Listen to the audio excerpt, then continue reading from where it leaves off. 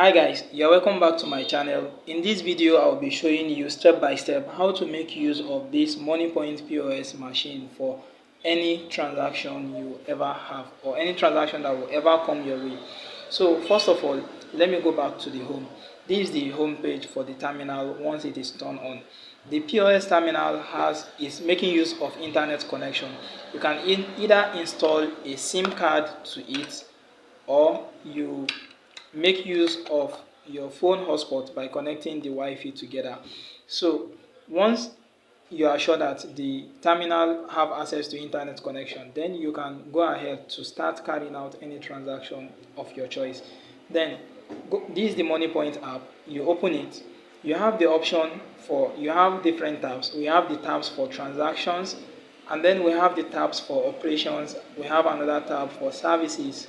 So these are the main three tabs on this terminal. So on the first tab, we have the purchase. This purchase, initially when we start using this terminal, we make use of, where you see this purchase, it is withdrawal there. So this purchase is also used for withdrawal. If you are seeing withdrawal or you are seeing purchase on your screen, it's the same thing. So to access this purchase, you will need to enter your terminal pin. This pin is being set on your MoneyPoint business account. So once you enter the MoneyPoint, the terminal pin, then it's asking you for the amount you want to purchase. Then you have to enter the amount you are sending, you want to withdraw. Then you go ahead and click on next. Then the next thing is to insert an ATM card. After inserting an ATM card, then it will ask whether it will ask for the kind of account you want to withdraw from, be maybe a debit account or a credit account or a savings account or a current account. So then you select the correct one. Once you select, then it will take it to a page where the customer will input their transaction pin. Once their transaction is confirmed, then the payment will be successful. So that is that for a withdrawal or a purchase transaction. Then the next is transfer. This is when you are making a money transfer to a customer. So here you input the amount you want to transfer and click on the green button as next. Then here you input the account number. Let's say, so once you have input the account number, you either click on done here or the green button. So I always recommend you make use of the green button. So this is an invalid account, so I want to correct. So the account has been corrected, and now after inputting the account number, then you have list of banks that you select the bank from. After selecting the bank, then it's going to verify or confirm the account name for you. So this is the name on the account.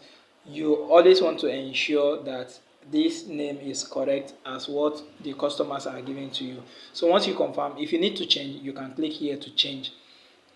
Then once you are done, you have this narration, customer name, customer phone number or email address. All of these are optional. So you can go ahead and click on continue. On this continue, you will still be given a prompt to confirm this transfer again, the amount and the person you want to send for. If you are sure, then you input your transaction pin, and this transaction will be successful if you have money in your POS account. Then the next thing I'll be showing here is card transfer. This card transfer is when a customer tells you that, brings an ATM card, that he wants to withdraw from this ATM card, and then he will still transfer some of the money or all of the money he's withdrawing from his ATM card to another account. So this is how you do it. Firstly, you input the recipient account number, the person is going to send account number to. Let me do that now.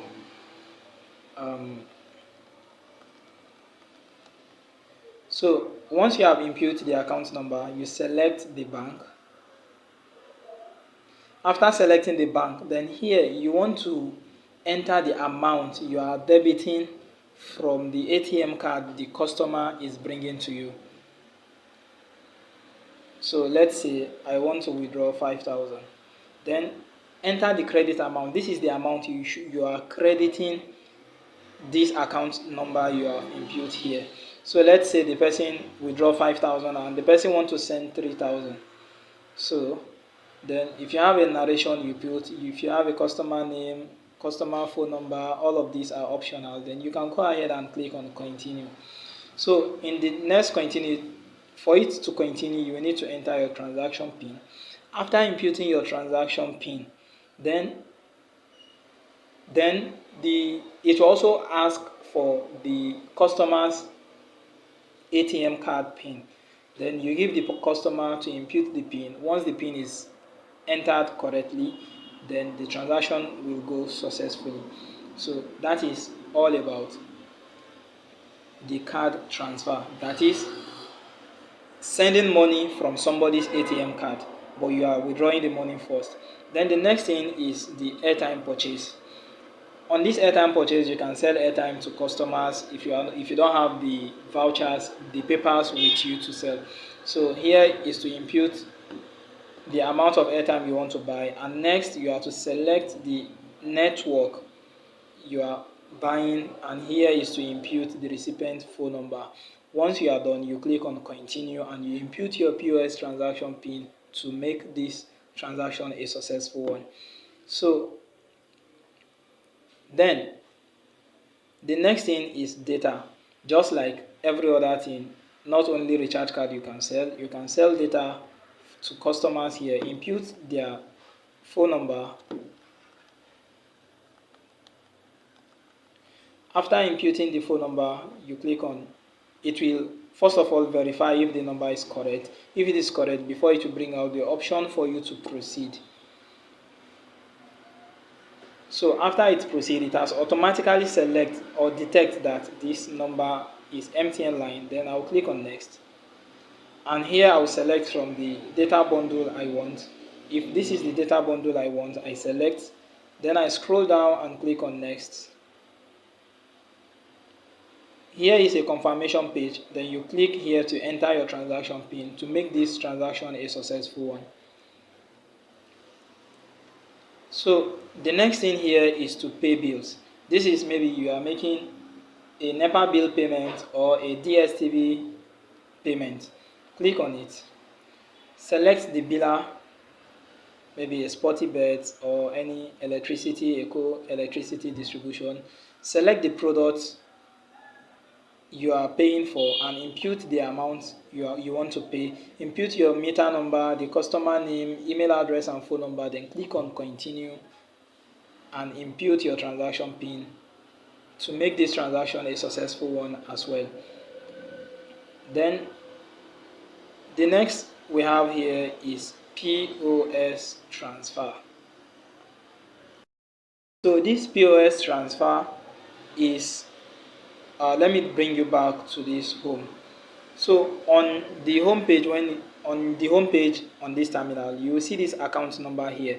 So anybody that make payment to this account number, then this terminal will make a sound and the transaction will be found here as a POS transfer. So any pending transfers will show here. Any accepted transfers will also show here, and all declined transfers will also show here.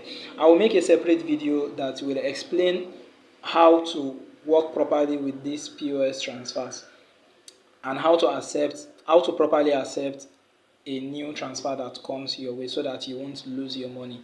So, and the last thing we have on this tab is to check balance. So if a customer comes to you that he wants to check his his account balance on his ATM card. So you collect the ATM card, insert the ATM card here, and then you select whether the ATM card is a savings account or a current account. So it is always advised to choose on default because some customers may not know the type of account they are even holding, or some may know and some may even send somebody and they may not know the owner's real account type. So you select the default and it will prompt the customer to input their transaction pin, their ATM card pin, and they will be able to see their account balance on your POS terminal, and you can print the receipt for them.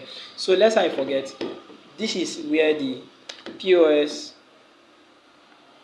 receipt is, and this is where the receipt used to print from. So you can always fix the paper correctly like this and this. So the next tab here is for operations, like the operation, how you carry out your business. So here you have the account. This account tab is where you can access your business account. It will prompt you to input your business pin. Once you enter the pin, then it will bring you here. Here you can view your account balance, and here you can view your account statement. Then I will go back again. You also have a promotion account here. If you click on it, you can see it. Then the next thing is transaction history. This is where you can see your local and online histories. The transactions you have carried out on this terminal, this is where you can find them. And you can easily click on each transaction and see the details. Scroll down, and here you can click on this print receipt in order to print out the receipt immediately. So the next tab here is the dispute. This is very important aspect because as a POS agent, you attend to a lot of customers, and there is nothing network cannot do at times. So network can be so annoying and be giving you a decline transactions, and your customers may be debited for a failed transaction. So for them to be debited, this is where you can settle the dispute here. For any dispute that is being treated, this is them showing here, and the one that are not being treated, you can see them here, and you can click them and request for refund for the customer so that they will not lose their money. Then the next thing is assign card.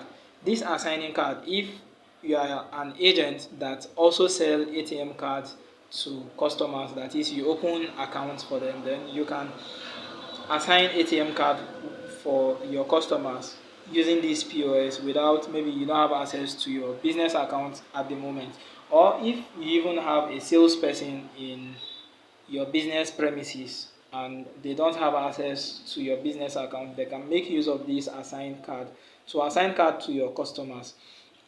And then here we have the request for information. So if there's any pending request you have, you will surely see them here. It's just like a notification tab. So, and the last tab we have here is the service tab. This is for the admin. Let's check what we can see on the admin. Here is where you want to sync the transaction, or you want to download the keys or device sound duration. Here you can set the device sound duration. Here you can put it in medium or the long. Whatever you set it, ensure you click on the update sound duration for your changes to save. So I like it like this. Now the next thing we have on the list is the network tab. This is also a very important tab for every POS agent to always ensure you check. Before carrying out any transaction, you want to check, because you can't afford to have a declined transaction and your customers will get debited. So in order to avoid that, that is why we have this network tab here. Clicking on the bank success rate, you can see each bank and their network rate. So with this is a guide for you not to risk any transaction. Just like you are seeing Diamond Bank on the list. You have the MasterCard here, Visa card, Valve, and the deposit. So for MasterCard, you're having a green color here. It means the MasterCard for Diamond Bank is great and there is nothing wrong with the network. But for Visa and Valve, it is on red, which is 0.0. It means you should not carry out this transaction because the network is very poor. And lastly, you have the deposit. So this deposit is on 97%. So it means it is very good. You can go ahead to make a deposit transaction to this bank. So that is how you can check for every bank you can ever think of throughout here. So the same thing with the airtime top up.